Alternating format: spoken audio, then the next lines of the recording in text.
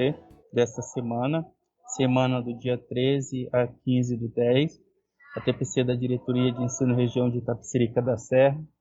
Então, nessa semana, nós estaremos trabalhando um tema interdisciplinar que perpassa as áreas das ciências da natureza e também de códigos e linguagens. Nós vamos estar, portanto, refletindo um pouquinho sobre essa temática interdisciplinar, e essa temática é educação antirracista, um olhar para além dos estereótipos, objetivando quebrar as correntes da abolição. Eu sou o PCNP Reginaldo, PCNP de Filosofia, e vou conduzir essa reflexão com vocês. Aqui os objetivos da TPC de hoje é refletir sobre a importância da temática da educação antirracista dentro do espaço escolar, propor uma iniciativa para se pensar projetos dentro da temática educação antirracista para os alunos e fortalecer os projetos já existentes que abordam a questão do racismo. Agora eu vou apresentar para vocês um esboço do nosso projeto. Esse projeto ele veio para nós no início, aliás, no final do mês de agosto, e no mês de setembro nós já fizemos algumas ações referente a esse projeto. A primeira ação foi aqui na diretoria, a gente participando de reuniões de formação com a SEDUC. Depois nós fizemos uma reunião remota com os diretores de escola. E também no dia 30, a última ação que nós fizemos foi no dia 30 de setembro, e foi a live com o juiz Jarbas Luiz, né? Então esse é o esboço do projeto, pensando em apoiar aqueles projetos que já existem na escola sobre a temática do racismo, da educação antirracista, e fomentar a criação de novos projetos, né? A gente sabe que vocês já fazem projetos maravilhosos, é um projeto, como eu já disse, interdisciplinar, que perpassa todas as áreas do conhecimento, né? E aqui no caso a gente está falando especificamente de linguagens e códigos e de ciências da natureza. Quem sabe que você já vem desenvolvendo projetos nesse sentido, né? Então a gente vem aqui apoiá-los, tá bom? Pois bem, a ideia central com esses projetos sendo desenvolvidos na escola é que a gente leve esse aluno, o aluno negro, né, que é o nosso público-alvo desse projeto, a sonhar em ocupar os espaços que existem dentro da sociedade. A gente sabe que, infelizmente, nós vivemos sim numa sociedade racista, onde o negro tem o seu lugar e normalmente esse lugar é um lugar de subalternidade. Então a gente vem lutar contra essa lógica e pensar que o negro também ele pode ser juiz, ele pode ser médico, ele pode ser um político de primeiro escalão, né? Ele pode ser um empresário bem-sucedido. Então é fomentar toda essa discussão dentro da escola, né? Na TPC de hoje, nós estamos trazendo a live que aconteceu no dia 30/9, justamente para mostrar para nós da educação, nós que somos profissionais da educação, mas também mostrar para os alunos um exemplo, né, uma referência de um negro que hoje é juiz. Então, essa referência, ela mexe conosco e faz as nossas crianças, os nossos alunos, pensar de que é possível eles construírem os seus sonhos e alcançarem também os seus sonhos. Então, agora eu deixo vocês com a live, e no finalzinho da live eu ainda vou falar mais algumas coisas para vocês. Infelizmente, por conta do tempo, não vai dar para a gente passar a live completa para vocês, né? Vamos passar, portanto, a fala central do juiz e o início da conversa deles com as pessoas que estavam presentes na live. Também comunico vocês que quem estava presente nessa live eram os diretores das nossas escolas, os professores coordenadores. Eu havia pedido também para que eles divulgassem, para que os professores pudessem assistir e participar dessa live, né? Alguns estavam presentes, mas nem todos, e por isso a gente está trazendo essa temática para realmente a gente mexer com vocês aí na escola, para fazer com que os projetos de educação antirracista sejam fortalecidos e sejam, de fato, implementados aí na escola por vocês, né, que é a nossa força maior na ponta, no chão da sala de aula. Então, fiquemos agora com a live do juiz Jarbas Luiz, tratando dessa temática da educação antirracista. Estamos começando a nossa live. É mais uma ação, mais uma atividade dentro do nosso projeto de educação antirracista aqui da Diretoria de Ensino de Itapecerica da Serra. Então é um prazer, é uma alegria recebê-los todos vocês aqui para essa conversa que vai agregar muito nesse nosso projeto. Então, em nome da Diretoria de Ensino, estou recebendo vocês com meus agradecimentos. Em nome da dirigente regional de ensino, a Luciane Magalhães, em nome da parceria que nós também estamos fazendo com a Secretaria de Cultura de Itapecerica da Serra, em nome da Luciana, que é nossa parceira. E então, assim, a gente acolhe a todos, a gente dá boas-vindas, né? Daqui a pouco a gente vai receber aqui o nosso convidado, ilustre convidado, e a gente já vai dando as boas-vindas para ele também, né?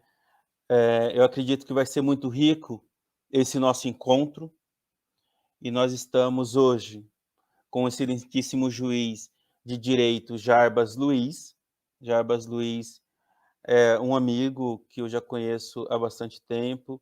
Nós, na época do mestrado, nós estudamos juntos, eu fazendo o mestrado na área da filosofia da ética, né, da filosofia moral, e ele na área da filosofia do direito. E de lá para cá a gente mantém esse contato que é muito rico, e a gente sempre está conversando e nos relacionando. Então, o Jarbas, o excelentíssimo juiz, ele se formou na USP em Direito, estudou filosofia também na USP, fez o mestrado, fez o doutorado, e hoje ele é pós-doutorando na Universidade Federal de São Paulo. Passo a palavra para ele nos acolher também e começar a nossa conversa. Seja bem-vindo, excelentíssimo juiz Jarbas Luiz.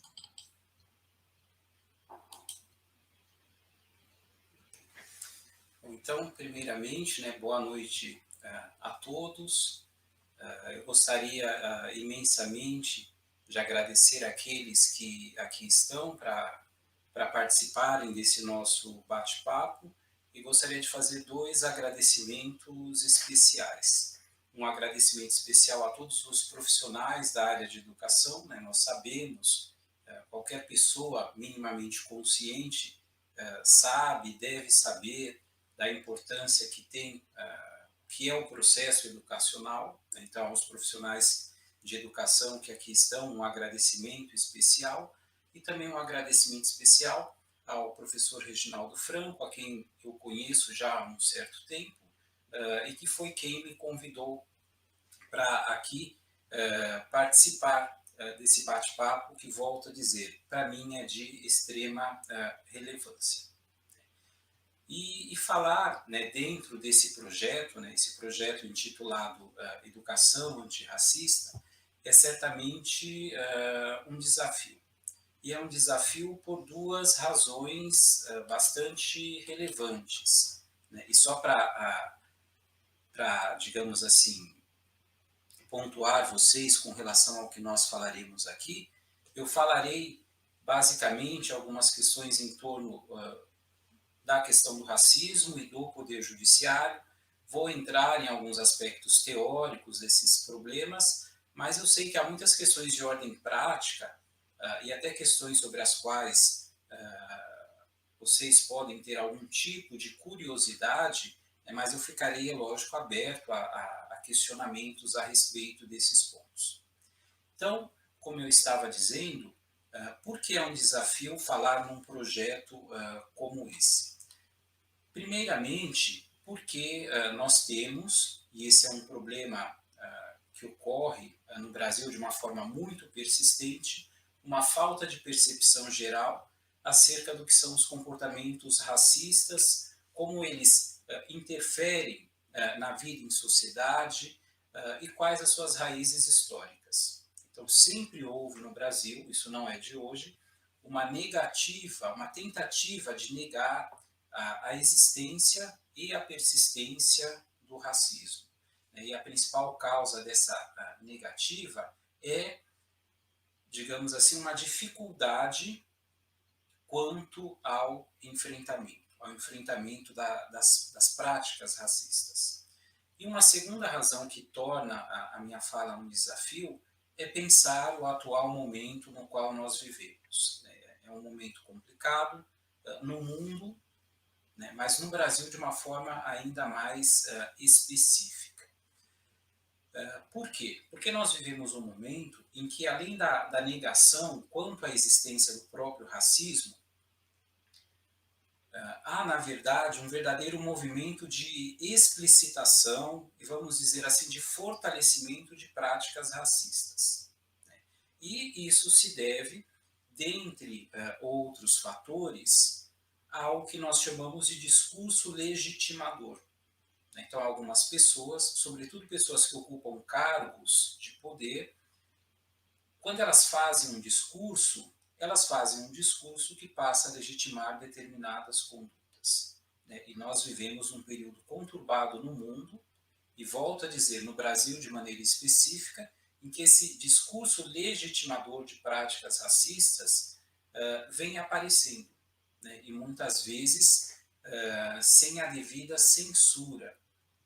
E eu até pensei em falar de algumas situações concretas, mas aí eu pensei em trazer apenas uma situação que afeta ao Poder Judiciário, que é uma sentença, que foi proferida por uma magistrada no estado do Paraná, uma sentença de natureza criminal, e nessa sentença o que se afirma num momento crucial da sentença penal, que é o momento da dosimetria da pena, e daí vocês podem ler aqui comigo, e eu fiz questão de tirar um print da sentença, então não é uma transcrição, não houve interpretação, do jeito que consta lá no documento oficial, e a magistrada faz a seguinte afirmação: seguramente, integrante do grupo criminoso, em razão da sua raça, agia de forma extremamente discreta.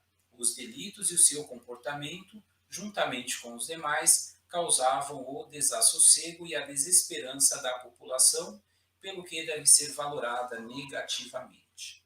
Então, aqui está escrito de maneira literal que parte da conduta do réu é atribuída à questão racial. Então, esse é um dos tantos exemplos daquilo que nós podemos chamar de discurso legitimador de práticas racistas. E justamente por isso, esse debate que nós estamos tendo aqui, ele é extremamente atual. E antes de entrarmos em algumas questões mais práticas, eu penso ser importante expor aqui alguns conceitos, até para entendermos do que exatamente estamos falando. E por isso eu escolhi falar do Poder Judiciário. Eu me sinto à vontade para falar do Poder Judiciário, porque eu integro o Poder Judiciário há 28 anos, 23 dos quais, quase 23 anos, como juiz de direito aqui no estado de São Paulo. E uma problemática que nós temos que levantar, e que tem uma relação direta com esse projeto que nós estamos desenvolvendo aqui, é a questão da composição do Poder Judiciário. Então, como a composição do Poder Judiciário reflete os problemas que são decorrentes da questão racial no Brasil.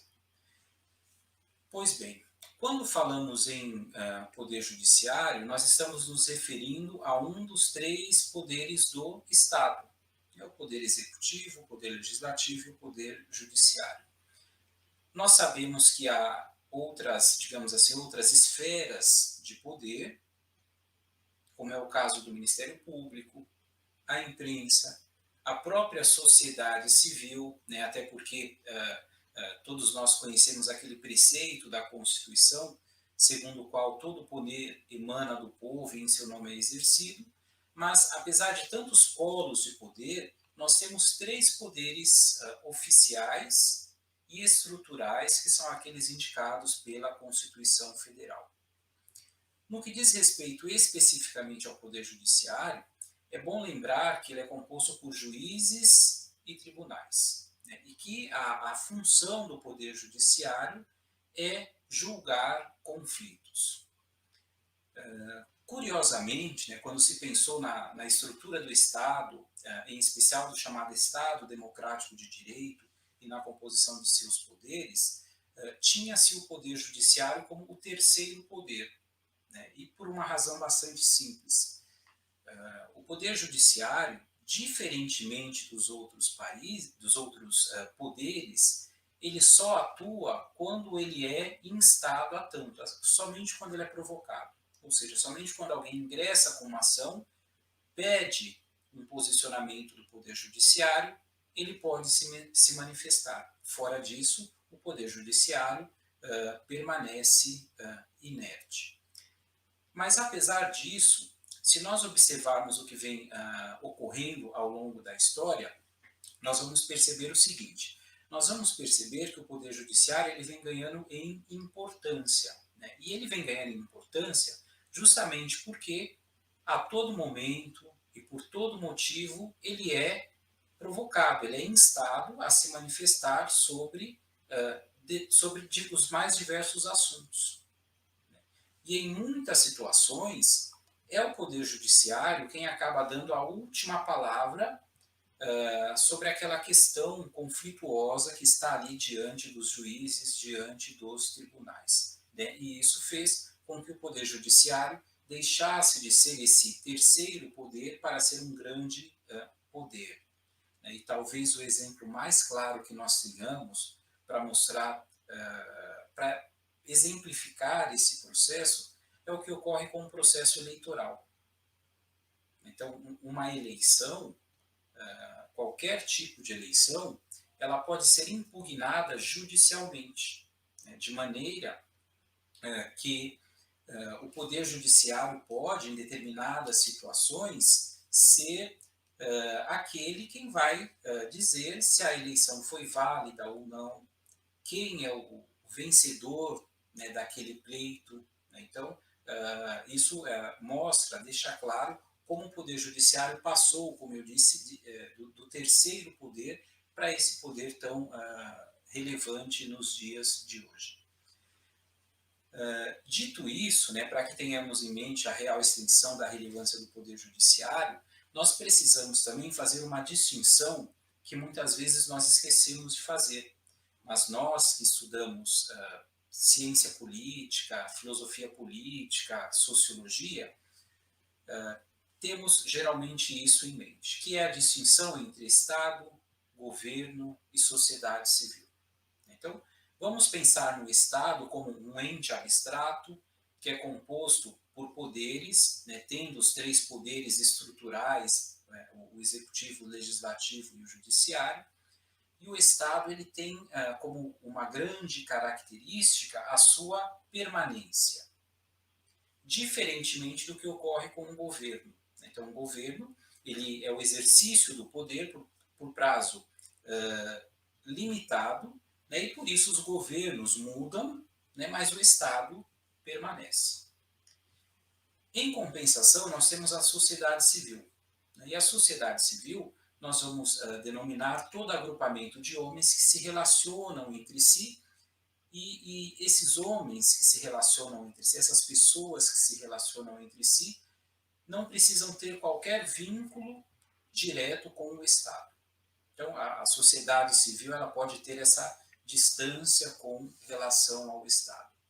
E por que essa distinção ela é importante para nós? Ela é importante porque é por meio dela que nós vamos ingressar no tema principal do nosso debate, que é a questão da educação antirracista. E vamos pensar da seguinte maneira: né, para entender a relevância dessa distinção. De onde vêm os membros dos poderes dos estados? Ou seja, né, de onde vêm parlamentares, de onde vêm prefeitos, governadores, presidente da república, juízes, né? E quando nós nos deparamos com esse questionamento, a resposta é relativamente simples, né? Os membros de poder, eles são oriundos, eles provêm da própria sociedade civil. De maneira que nós precisamos conhecer o perfil dessa sociedade civil para verificar a questão da própria composição dos poderes. Então, conhecer a sociedade civil é algo fundamental. No caso específico, quando nós pensamos na sociedade brasileira, né, e aqui eu trabalho com dados provenientes do IBGE e daquele instituto que faz a pesquisa em domicílios, né, e com dados que provêm do Conselho Nacional de Justiça, que é um dos órgãos, uma das instâncias do Poder Judiciário. E quando nós pensamos na sociedade brasileira, se nós dividirmos essa sociedade em alguns critérios, e aqui eu elegi 2 critérios, mas depois vamos basicamente trabalhar com um deles, nós vamos chegar à seguinte conclusão. Pelo critério biológico, pelo critério do sexo biológico, a sociedade brasileira é composta por 52% de mulheres e 48% de homens.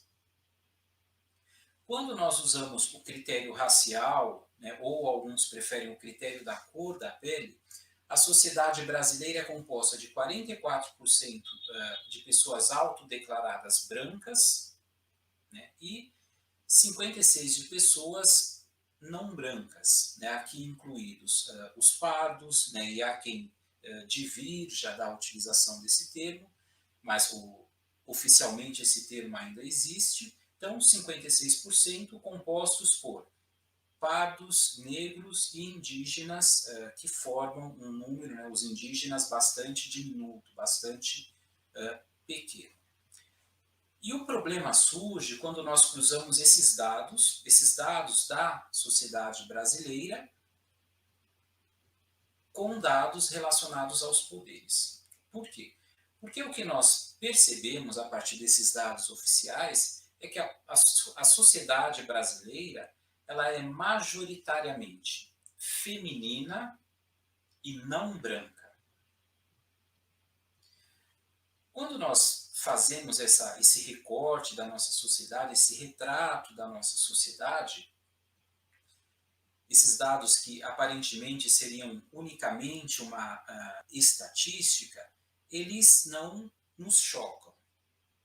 Mas certamente nós vamos ficar chocados quando nós percebemos, e essa percepção ela pode ser feita visualmente, ela sequer precisa de dados estatísticos. Nós vamos ficar, de alguma maneira, chocados ou perplexos quando nós percebemos que não há um espelhamento entre a sociedade brasileira e os poderes constituídos que administram essa mesma sociedade.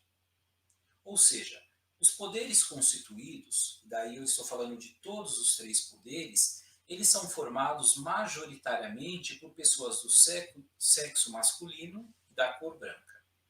E esse fenômeno é um fenômeno que eu gosto de chamar de não espelhamento. Nós não temos um espelhamento entre a sociedade civil e os poderes constituídos que atuam sobre essa mesma sociedade. Só que nós precisamos tentar entender um pouco as causas desse fenômeno do não espelhamento.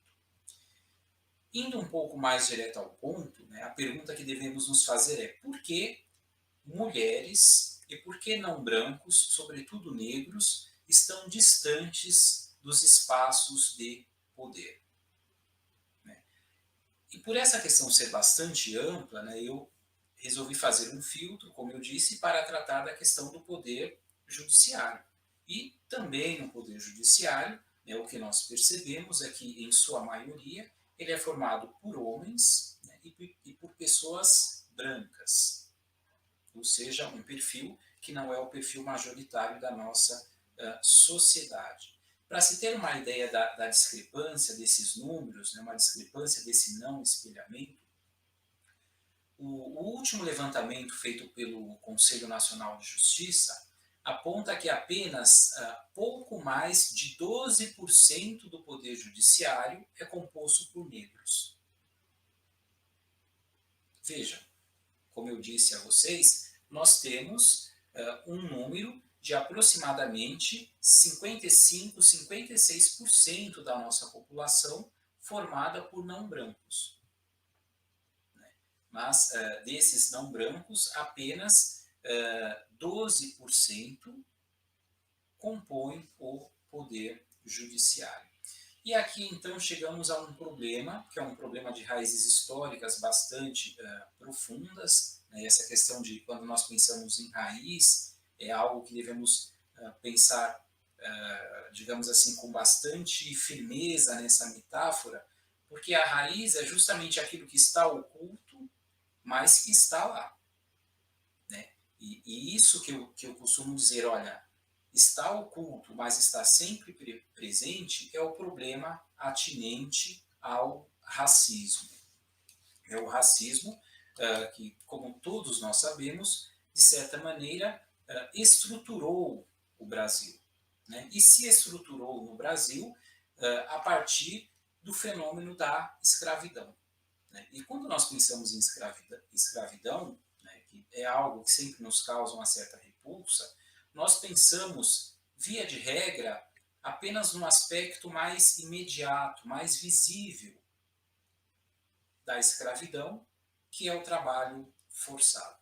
Mas nós né, que somos educadores, que de alguma maneira trabalhamos com educação, trabalhamos com o público e pensamos nos problemas brasileiros, nós precisamos ir além disso. Né?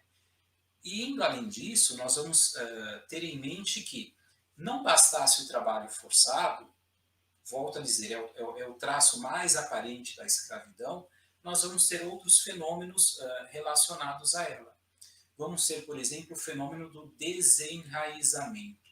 E o que vem a ser isso? Então, no desenraizamento, os povos são tirados de sua terra, são postos num lugar desconhecido. Né? E muitas vezes são mantidos ali numa condição de estranhos, numa condição de estrangeiros, numa condição de pessoas não gratas. Quando não, como foi o caso da escravidão no Brasil, com com um viés de coisificação, né? O escravo tratado como coisa. Mas além do desenraizamento, né, um outro fenômeno que ocorre por conta da escravidão é o fenômeno da desaculturação.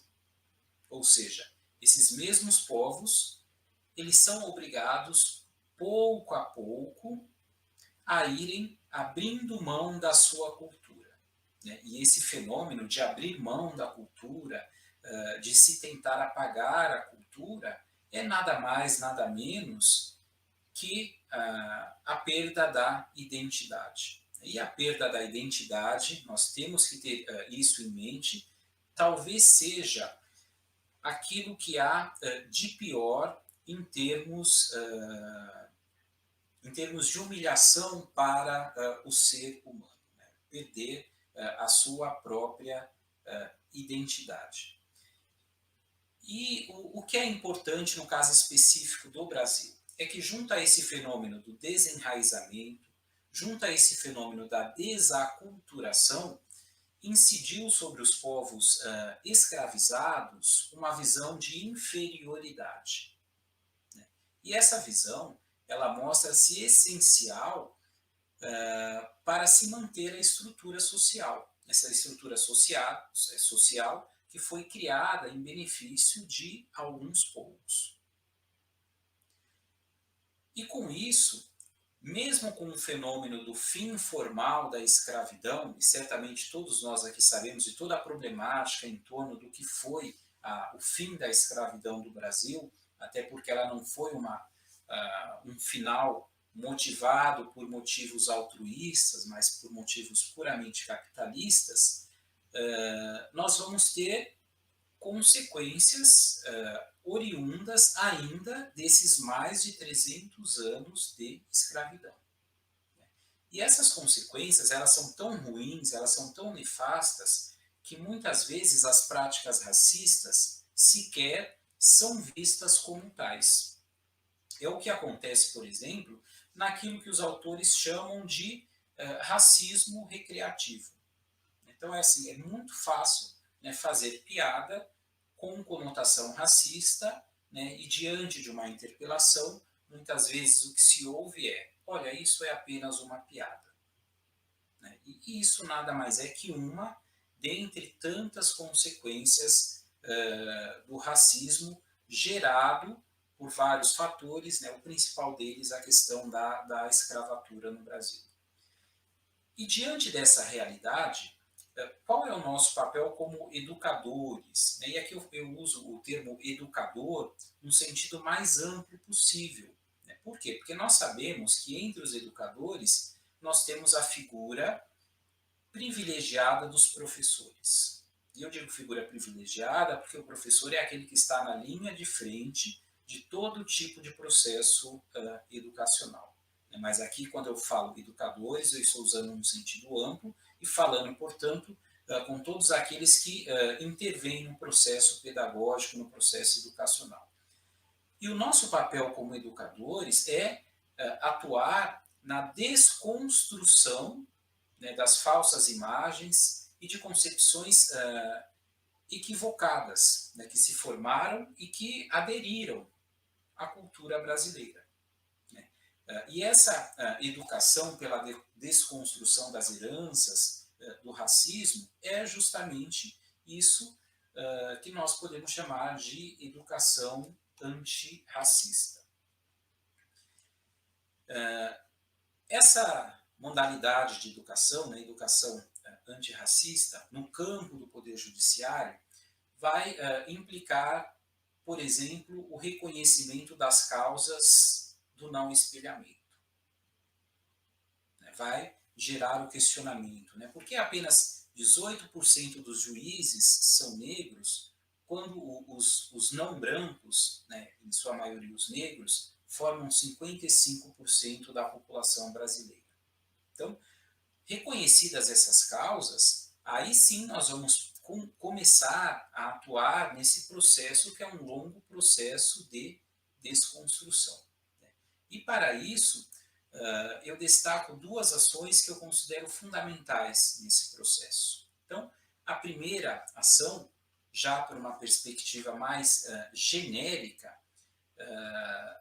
é o pensar e instituir políticas afirmativas, sobretudo políticas relacionadas ao sistema de cotas, né? Seja em universidades, seja em concursos públicos. Né? E quando as pessoas entendem como funcionam esses sistemas de cotas, as pessoas começam então a ter a real percepção que esse sistema visa a corrigir uma distorção sociohistórica muito grande, mas que não é um simples elemento facilitador. Ele tem uma outra natureza e é isso que nós precisamos ter em mente. Então, essa questão, né, das políticas afirmativas, a instituição de cotas é pela perspectiva genérica, pela perspectiva ampla. Mas pela perspectiva individual, eu costumo dizer que a educação antirracista, ela demanda uma fiscalização constante dos nossos próprios atos, né? O que nem sempre é fácil. Então, como pessoas, como cidadãos, como educadores, principalmente professores, no meu caso específico, como juiz de direito,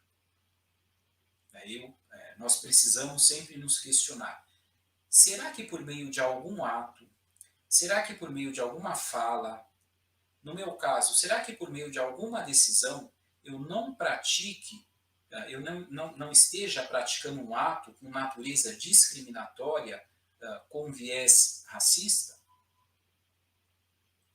Então, vejam, e daí assim meio que se encaminhando para essa minha fala.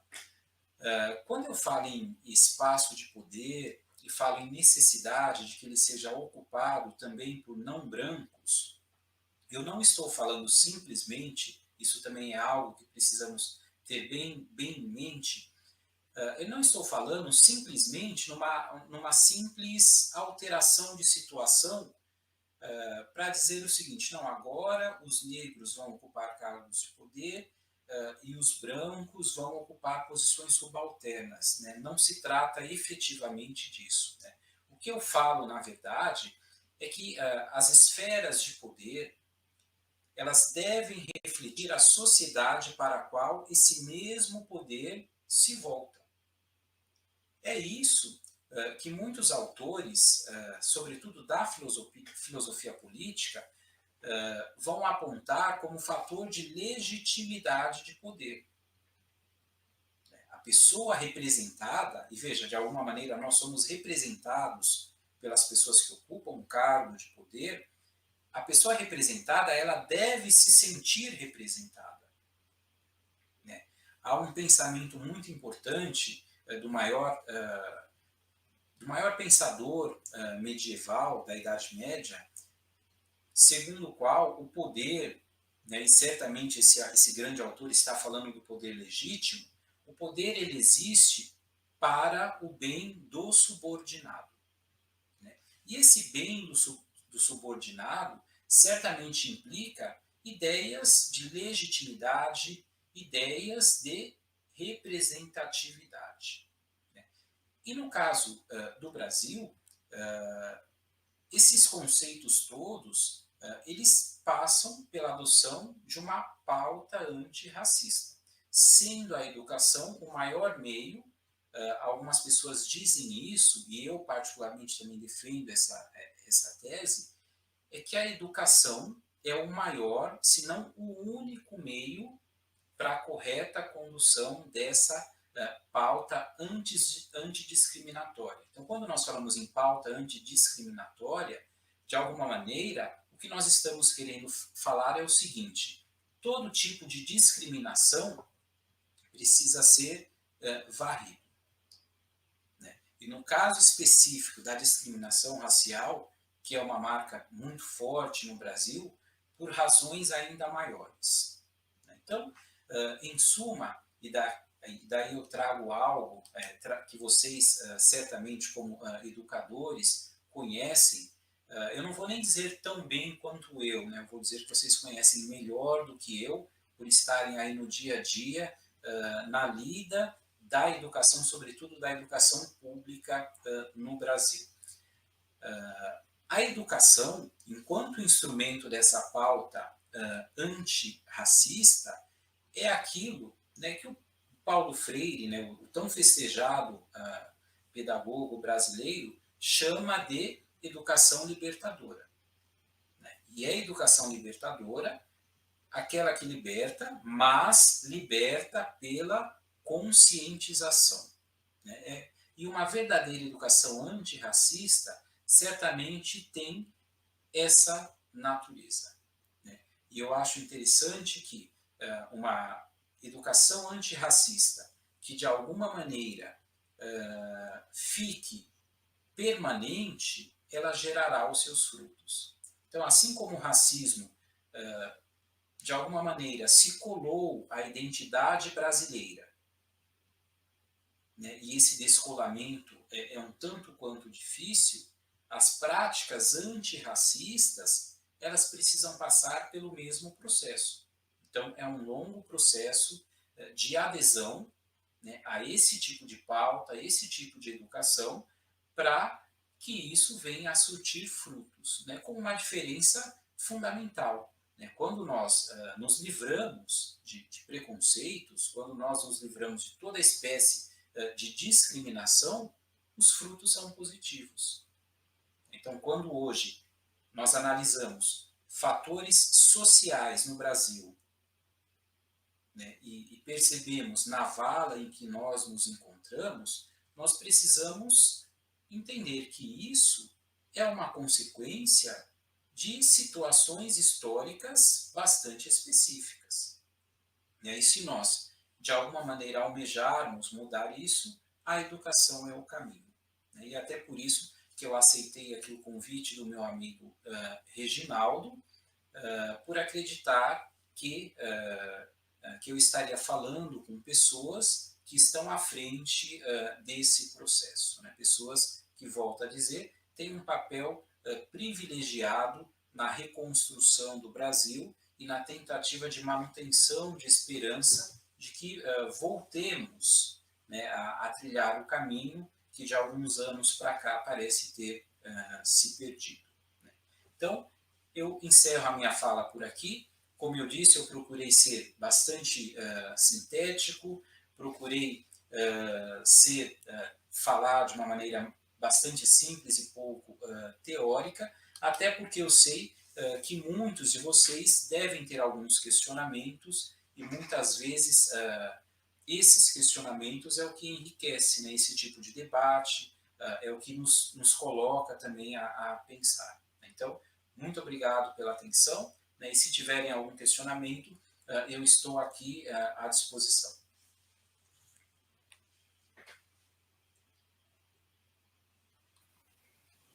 Agradeço a explanação, belíssima explanação, e chamo todos que estão aqui presentes, primeiro dando boa noite, porque muitas pessoas entraram depois do início dando boa noite e não recebeu aquela acolhida que nós fizemos no início, então se sintam todos acolhidos. E o tema é um tema bastante inspirador, é um tema que nos move muito enquanto educadores, não é? Então vocês fiquem bastante à vontade para fazer questões, não é? Para se colocarem aqui no chat. Eu até estava conversando com o Jarbas anterior ao início da live, né, que a gente acaba ficando meio que intimidado, porque realmente nós não estamos acostumados a tratar com um juiz de direito, e aí a presença dele aqui é uma presença que nos intimida de certa forma, porque talvez ele não tenha noção da grandiosidade que é nós trazermos para esse debate um juiz de direito que vem somar, que vem agregar muito nesse projeto, né, que nós iniciamos assim de forma bastante tímida, mas que nós temos assim muitos somos ousados, né? Nós temos muita ousadia em querer fazer mudanças, e eu ouso a dizer mudanças radicais lá na realidade, mudança que realmente vai incluir essas crianças através do seu projeto de vida, através dos seus sonhos na sociedade, né? Lutando contra todo esse racismo estrutural que está aí, né? A necropolítica, como o professor Mbembe traz para a gente, né? Mas a gente não vai entrar nesses conceitos mais teóricos. Acredito que a explanação do Jarbas foi bastante precisa, né? Bastante real, e aí vocês fiquem bastante à vontade, não se intimide em colocar as questões de vocês para que a gente construa aqui nesse momento um pensamento positivo e um conhecimento positivo que vai agregar para o nosso projeto.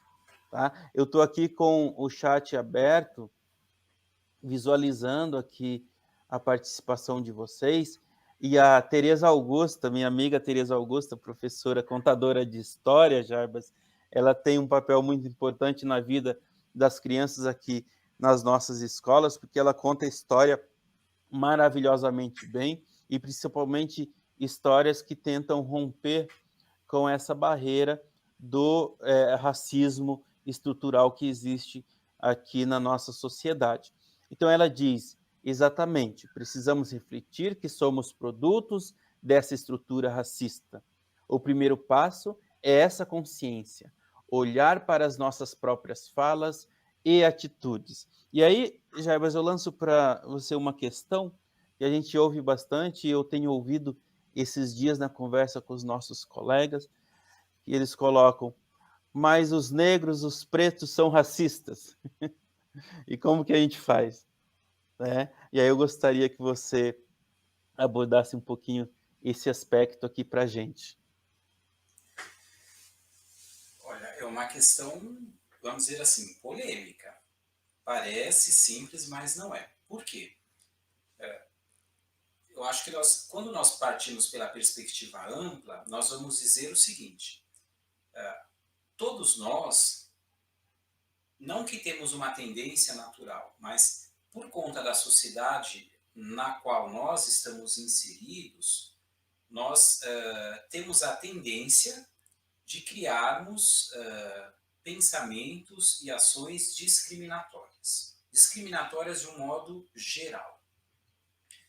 Quando nós pensamos na discriminação pela perspectiva racial, o que nós precisamos ter em mente, como, digamos assim, uma espécie de ponto fixo, é a situação na qual nós nos encontramos, na qual a sociedade se encontra.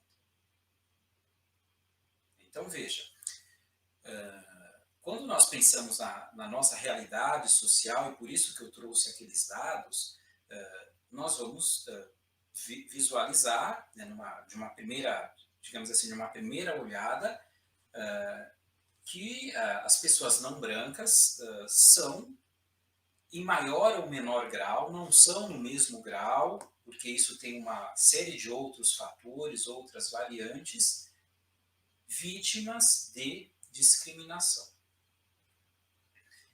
E daí nós podemos nos perguntar, mas será que pessoas não brancas, elas podem não só agir de maneira discriminatória, mas poderiam ser racistas?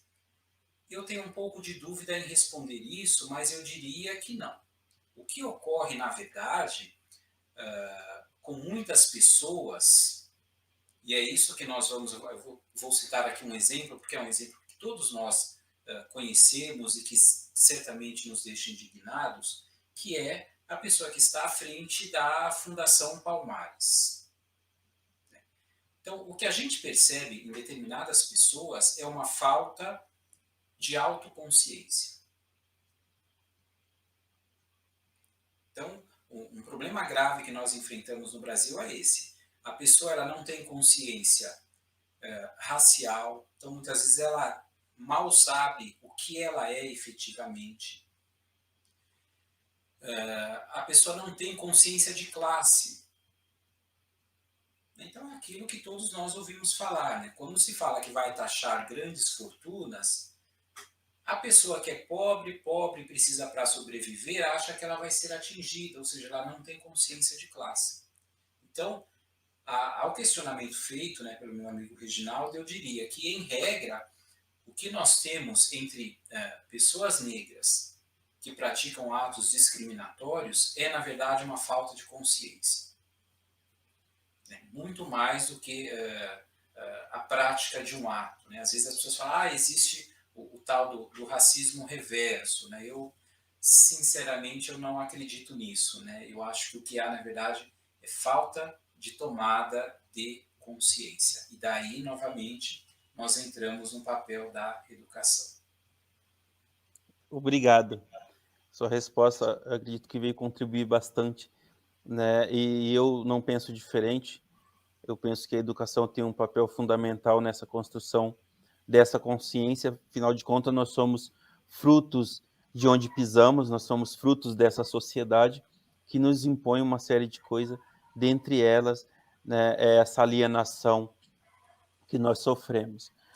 O Wellington, eu acredito que é o Dr. Wellington, ele diz o seguinte: Silvio Almeida, em sua obra Racismo Estrutural, demonstra que o capitalismo é racista e precisa ser mudado para atingir a igualdade.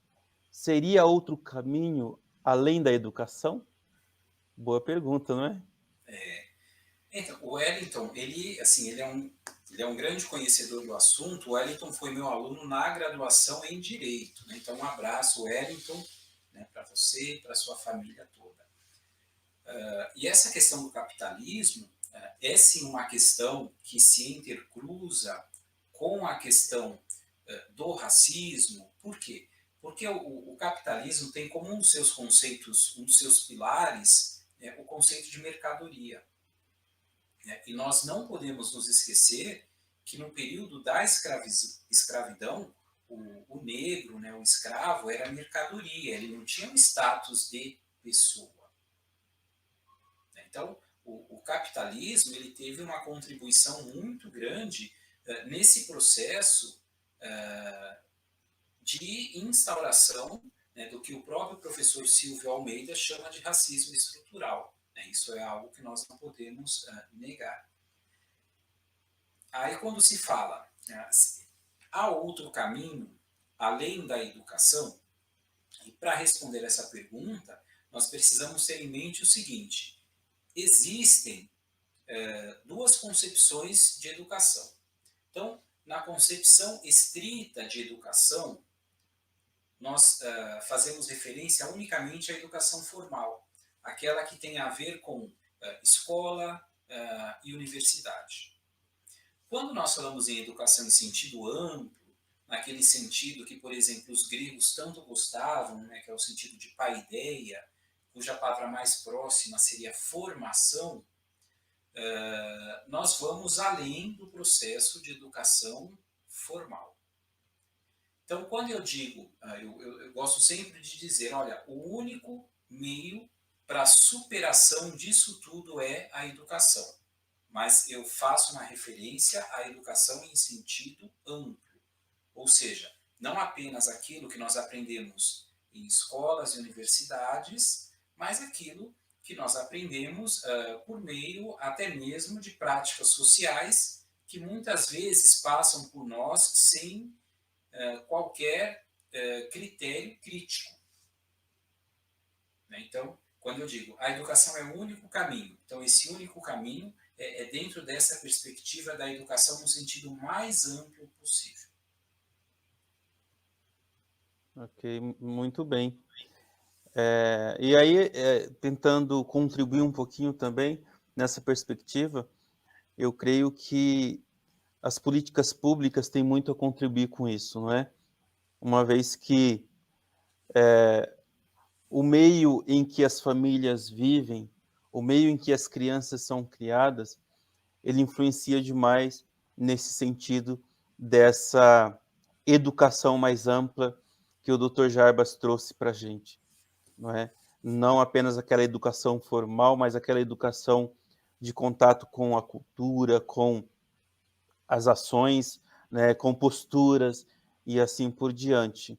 E o Wagner Sérgio, ele diz o seguinte: felizmente estamos presenciando muitas e positivas transformações que nos conduzem a uma humanização entre pessoas a partir da essência, não da aparência. É algo assim bastante profundo e que a gente precisa meditar, pensar e refletir sobre isso que o Wagner trouxe para a gente, mas eu passo a bola para o Dr. Jarbas, que ele é que está com a bola aí, com o problema para resolver. Tá bom, doutor? Tá bom. Então, Wagner, muito obrigado, né, pela sua colocação. E daqui eu vou fazer uma referência a um autor, né, que foi o autor que eu estudei no doutorado e que certamente todos vocês conhecem, até por conta de propostas, digamos assim, educacionais que esse autor nos trouxe. Né? Durante o doutorado, eu estudei, né, alguns pensadores, e o principal deles foi o Rousseau, o Jean-Jacques Rousseau. E os maiores intérpretes de Rousseau no mundo, eles vão dizer o seguinte, que o grande problema do ser humano é lidar com essa partilha entre o ser e o parecer. Né? Ou, usando os termos aqui usados pelo Wagner, a distinção entre a aparência e a essência. Né? E a verdadeira educação é justamente naquela educação no sentido de formação em sentido amplo, é aquela que não fica simplesmente na aparência. Porque é muito simples você chegar diante de uma sala de aula, diante de determinados públicos e falar que você não pode praticar ações discriminatórias, que você não pode praticar ações racistas. Mas quando essa educação ela é verdadeira, quando ela é profunda, existe uma alteração de essência. E aí sim nós vamos ter a consumação do verdadeiro processo de formação, do verdadeiro processo pedagógico. E eu acho que é relevante ter em mente isso, por quê? Porque como educadores, muitas vezes nós também temos que nos posicionar. Que tipo de educador cada um de nós quer ser? Será que queremos ser um educador de aparência, aquele educador, por exemplo, conteudista, ou será que nós queremos ser um educador formador, que procura, por meio da educação, formar pessoas e, vamos dizer assim, moldar caráter. Ainda que muitas vezes moldar caráter implique um autoconhecimento, tanto por parte de quem está no papel de educador, como de quem está por parte do papel de educando. Mas essa distinção que o Wagner nos coloca aqui, ela é essencial. Eu até costumo sugerir para aqueles que não assistiram, que assistam aquele filme que ganhou o Oscar, acho que há 2 ou 3 anos, o filme Green Book.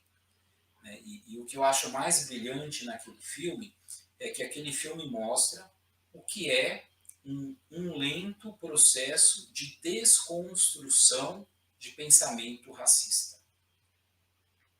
Muitas vezes, quando nós vamos pregar qualquer questão, qualquer pauta antirracista, nós mesmos não sabemos lidar com essa questão. Por quê? O que nós precisamos ter em mente é que todo esse processo de desconstrução é um processo muito, muito longo. Se nós não tivermos em mente isso, nós mesmos vamos perder a mão dentro do processo pedagógico.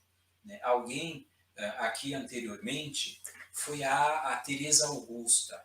Ela comentou o seguinte, que nós precisamos refletir o quanto nós somos frutos dessa estrutura racista. E é exatamente isso, Teresa. Tem um grande escritor brasileiro que ele fala o seguinte, que o grande problema do passado é que o passado ele não sabe o seu lugar. E ele não sabe o seu lugar por quê? Porque ele está sempre presente.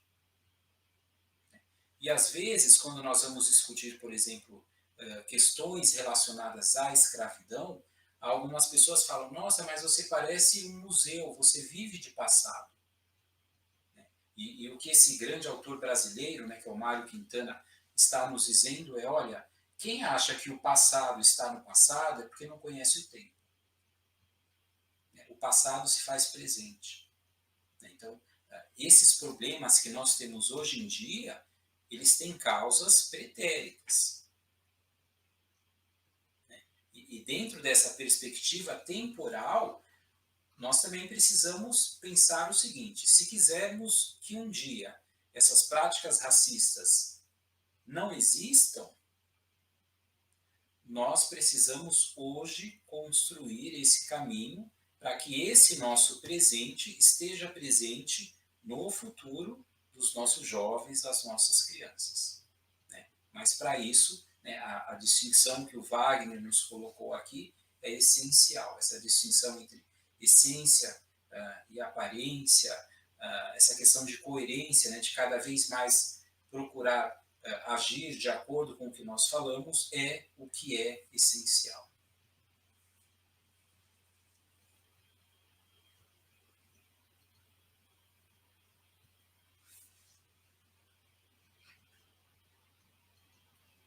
Pronto, eu tenho problema com a tecnologia, mas liguei o áudio. Alguém me avisou aqui, eu liguei.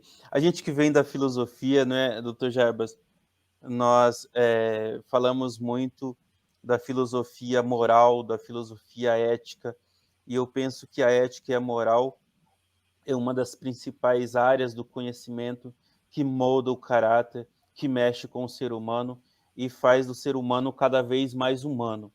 Isso é importante ressaltar, porque muitas vezes a gente ouve nas discussões com os nossos alunos, eles falarem, mas a gente vê tanta gente estudada, mas que não tem educação, é racista, é assim, ou é assado, e a gente percebe que essa educação moral faz muita falta na nossa sociedade, não é?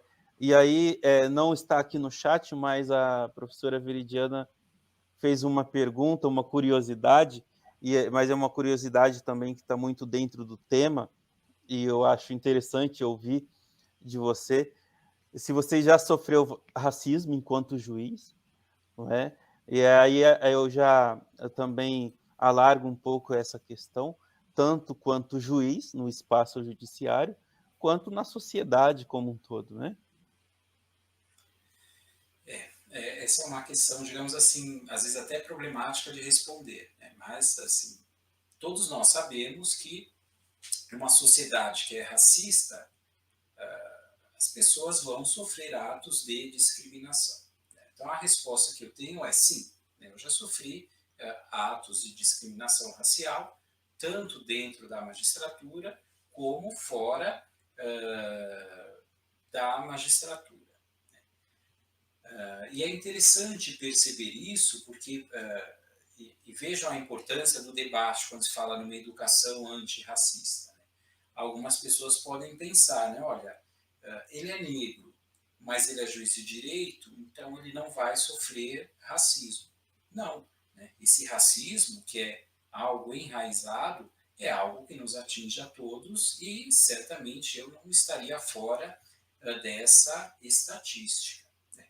O que eu acho extremamente relevante chamar a atenção é que cada um, por conta das suas vivências, por conta das suas individualidades, vai lidar de maneiras diferentes com as ações discriminatórias, com as ações racistas. Né? Há pessoas que vão se abalar, há pessoas que vão, digamos assim, até entrar em processos depressivos, há pessoas que vão reagir de forma violenta, né? Cada um terá a sua forma de agir. Eu, particularmente, acredito que sempre a melhor postura é a postura de uma tentativa de desconstrução, né, do ato racista, de maneira que você nem, vamos assim dizer, se abale e não compre o discurso de inferioridade, porque por trás de um ato racista, por trás de todo ato discriminatório, está a perspectiva de inferioridade. E eu acho que precisa partir de nós a eliminação desse pensamento. Né? E junto a isso, e daí vamos, digamos assim partir para algo que tem a ver um pouco com a natureza humana, e isso é algo com o qual eu tenho me debatido, né, diversas vezes, né, até por conta desses problemas políticos pelos quais o Brasil passa atual. Eu acho que determinados atos, que determinadas posturas não podem ser admitidas. Né? Ou seja, nós precisamos ter uma ação, né, com relação a isso.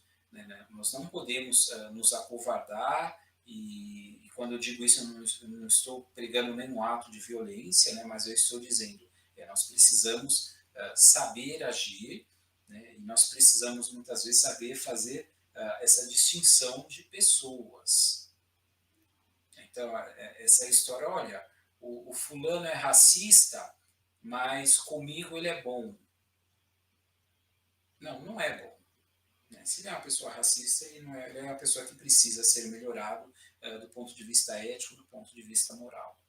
O fulano pratica determinado ato, né, mas para mim ele nunca fez nenhum mal. Então, assim, esses discursos nós não podemos comprar. Né? Então, respondendo à pergunta que me foi feita, né, sim, eu já fui, sim, vítima, né, de atos, né, discriminatórios. Alguns, como é muito próprio da discriminação racial, muitas vezes essa discriminação ela vem de uma forma muito velada, né, mas nós precisamos também ter inteligência mínima para poder entender isso e poder refutar, de alguma maneira, esse tipo de conduta.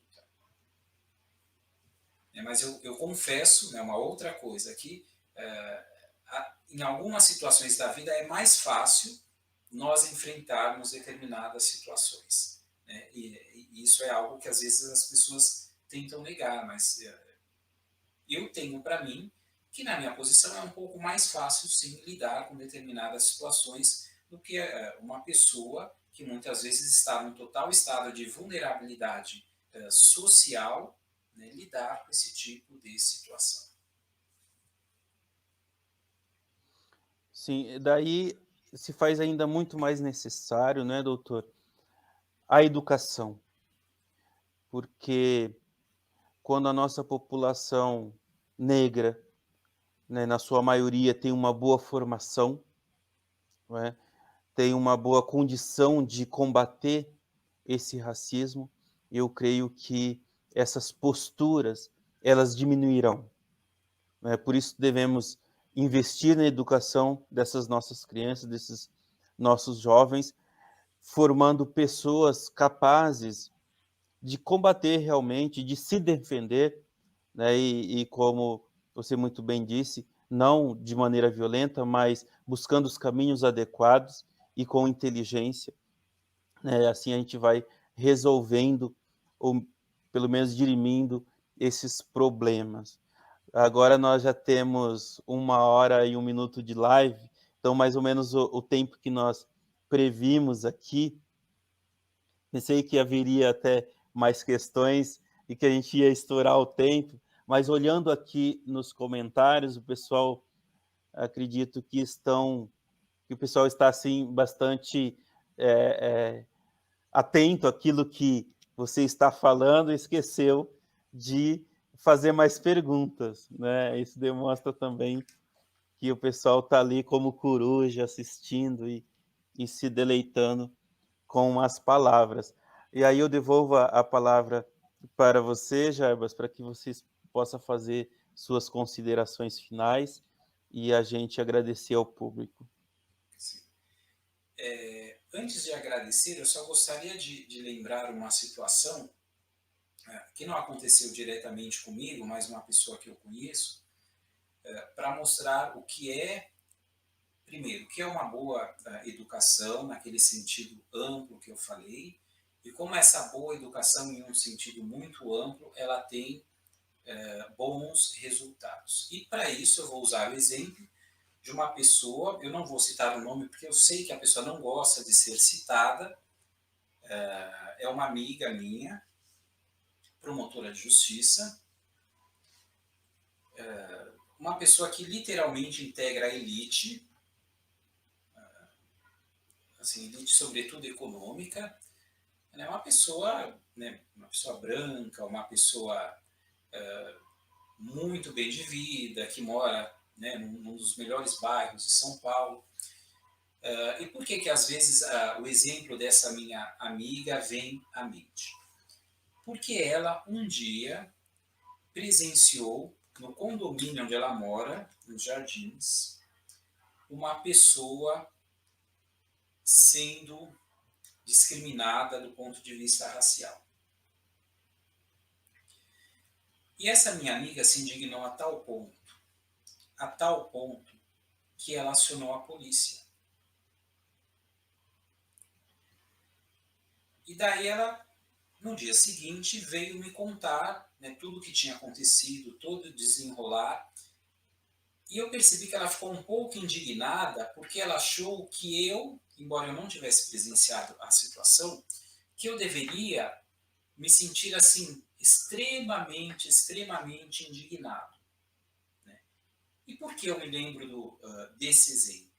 Porque é o exemplo clássico de uma pessoa que teve uma verdadeira educação, a tal ponto de ela que em nenhum momento seja objeto de discriminação, não tolerar nenhum ato de discriminação que seja praticado diante dela.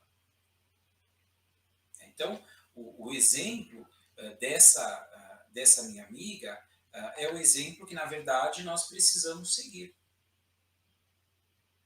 Então, quando nós falamos, olha, eu não admito, né, um ato discriminatório contra a minha pessoa, isso tem um viés um pouco egoísta. Né? Então, vamos pensar o seguinte, né, nós não devemos admitir práticas discriminatórias quaisquer. E volto a dizer, há meios para isso. Os meios são fáceis? Não são, nós sabemos que não são. Muitas vezes falando, olha, nós precisamos ter uma postura, precisamos ter atitude, precisamos agir de tal maneira. Tudo parece fácil, nós sabemos que não é. E é justamente para isso que a educação existe, para mostrar que mesmo os caminhos não fáceis, muitas vezes são os caminhos a serem trilhados. Então, esse caminho de desconstrução, esse caminho de aprendizado contínuo, esse caminho de muitas vezes defender, né, sobretudo aqueles que estão em situações desfavoráveis, né, nós temos que pensar sempre o seguinte, né, quando nós analisamos a sociedade brasileira, nós temos que chegar minimamente à conclusão que a nossa sociedade ela é desigual. E dentro dessa desigualdade há pessoas em situações de extrema vulnerabilidade. Né? E essas pessoas elas merecem não só o nosso apoio, como elas devem ser literalmente o objeto, muitas vezes, dos nossos atos de proteção. Né? É isso que eu considero extremamente relevante. Mas, como palavras finais, né, o que eu teria para dizer a vocês, caso vocês não tenham mais nenhuma pergunta, é que vocês continuem, né, dentro desse processo de educação a tentar semear boas práticas. E boas práticas dizem respeito a tudo, inclusive a essa questão da discriminação racial. Né? É algo de extrema relevância, né, a ser trabalhado, e é algo que nós precisamos ter como uma atitude cotidiana. Você não precisa ir numa manifestação antirracista, né, para praticar atos antirracistas. Nós precisamos, volto a dizer, de ações muito cotidianas, às vezes muito pontuais, e às vezes ações, nossas próprias ações serem repensadas, até para que nós não reproduzamos aquilo que nós estamos condenando. E isso acontece. Então, assim como me foi perguntado, já foi vítima de racismo? E eu respondi sim. E se me perguntar, mas já praticou algum ato discriminatório? Eu não tenho dúvidas em dizer sim. Então, a verdadeira educação, ela começa com o autoconhecimento, começa com a autoeducação, começa com a autoformação. Então, tudo aquilo que nós aprendemos, certamente mais algumas outras pessoas aqui, assim como eu e o Reginaldo, tenham passado pelos bancos, sobretudo da faculdade de filosofia, tudo aquilo que nós aprendemos como preceito ético, como preceito moral, não é algo a ser simplesmente pensado e posto em prática em momentos específicos. Tudo aquilo que diz respeito à ética e à moral é algo do cotidiano, é algo que faz parte das nossas 24 horas diárias. Se nós nos esquecermos disso, em um ou outro momento, nós corremos sim um risco de praticar aquilo que condenamos. Mas, volto a dizer, lidando com a questão da educação, né, a Cristina colocou aqui, a educação ela pode diminuir a desigualdade. Quando o abismo não começar nela. Eu acho que é exatamente isso sim, Cristina. A educação, sobretudo em países de forte desigualdade, como é o caso do Brasil, ela é também um meio de redução de desigualdade. Desigualdade de toda a natureza, inclusive econômica. Porque o problema da desigualdade social brasileira passa também pelo viés econômico. Né? E essa situação de pandemia pela qual nós ainda estamos passando, ela só veio a demonstrar como a desigualdade, todo tipo de desigualdade tem consequências. Então, fazer da educação, não, além de elemento de formação, um elemento de, digamos assim, de uma tentativa de correção de injustiça social e desigualdade, é talvez a mais triste modalidade de desigualdade social. Então, quando nós trabalharmos todos esses conceitos de maneira diuturna, né, de maneira cotidiana, as coisas ficam mais fáceis, mais facilitadas. Né? O Ricardo Luiz ainda colocou aqui, olha, a cor da pele não define o caráter.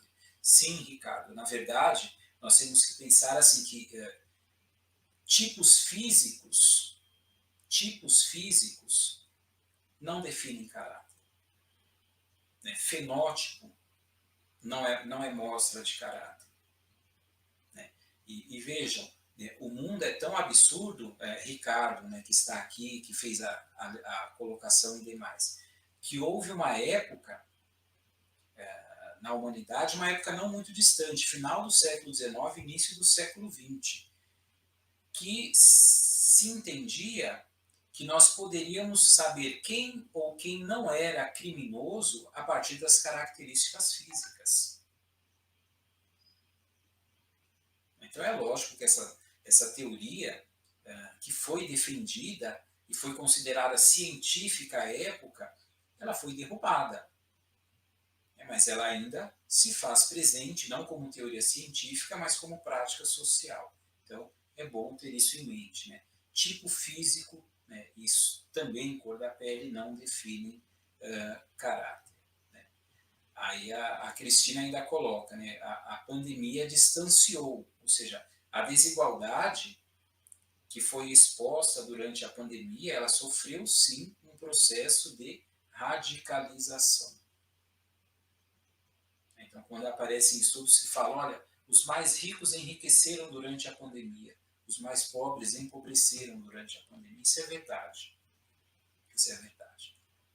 Mas nós precisamos ter consciência com relação a tudo isso, né, para tentar mudar essa situação, ou pelo menos para tentar semear circunstâncias que permitam a alteração dessa situação. Né? É esse o papel da educação, né? E no caso específico do que nós estamos falando aqui, da chamada educação antirracista. Tá certo? Vocês viram aí que foi colocado o meu e-mail pessoal. Se tiverem alguma questão, né, quiserem mandar alguma mensagem, fiquem, por favor, à vontade. É, né? Sempre bom conversar com pessoas. Todos nós temos uma visão sempre muito parcial da realidade. Então, certamente há aspectos da realidade que eu não conheço. Então, muitos de vocês talvez não conheçam o que é a realidade do dia a dia, né, da vida e do trabalho de um juiz. Né? Mas eu também, certamente, não sei de muitos aspectos da vida de professores, sobretudo de professores que precisam ter altas cargas horárias muito elevadas de trabalho para poder se manter. Então, muitas vezes essa troca de experiência é o que vai nos possibilitar conhecer um pouco melhor a realidade, até com pretensões de alterá-la, de melhorá-la. Então, muito obrigado a todos aqui pela paciência, pelas questões e pelas reflexões. Nós aqui agradecemos ao excelentíssimo juiz Jarbas Luiz, que a gente sabe também que a carga de trabalho do juiz não é fácil, né? Tanto é que quando a gente estava buscando aí um espaço na agenda, a gente demorou um pouco até encontrar esse momento para estarmos juntos aqui. Agradeço demais a todos que estão presentes, agradeço as pessoas que compõem a equipe que está à frente desse projeto, inclusive a Cristina, que está participando no chat aqui, é uma das pessoas queridas que estão à frente desse projeto, pensando ações para o futuro, né, ações importantes para que esse projeto chegue realmente lá na escola e faça a diferença. Agradeço a Luciana, da Secretaria da Cultura de Itapecerica, que também está compondo à frente desse trabalho. Agradeço aqui a dirigente regional de ensino, a Luciane Magalhães de Carvalho, que infelizmente ela não pôde estar aqui conosco, Jarbas, dentro da live, porque ela está atendendo a uma convocação da Secretaria da Educação e está na cidade de Serra Negra, juntamente com alguns professores também, né, com alguns diretores. Enfim, agradeço realmente esse espaço de troca de ideias, de reflexão, que enriqueceu demais o nosso projeto. E essa live, ela está sendo gravada, né? Wagner, que está aqui também no suporte, nossa gratidão para você. E a gente vai disponibilizar, vai fazer uso dessa live como objeto de estudo realmente para integrar esse nosso projeto, né? Tudo aqui todo o material que a gente vai angariando nas atividades que vamos desenvolvendo. Então, essa live é mais um material rico para trabalharmos de agora em diante. Muito obrigado a todos. Obrigado, excelentíssimo juiz Jarba Luiz dos Santos. Foi um prazer. Fazia tempo que a gente não conversava assim, cara a cara. Obrigado, eu que agradeço.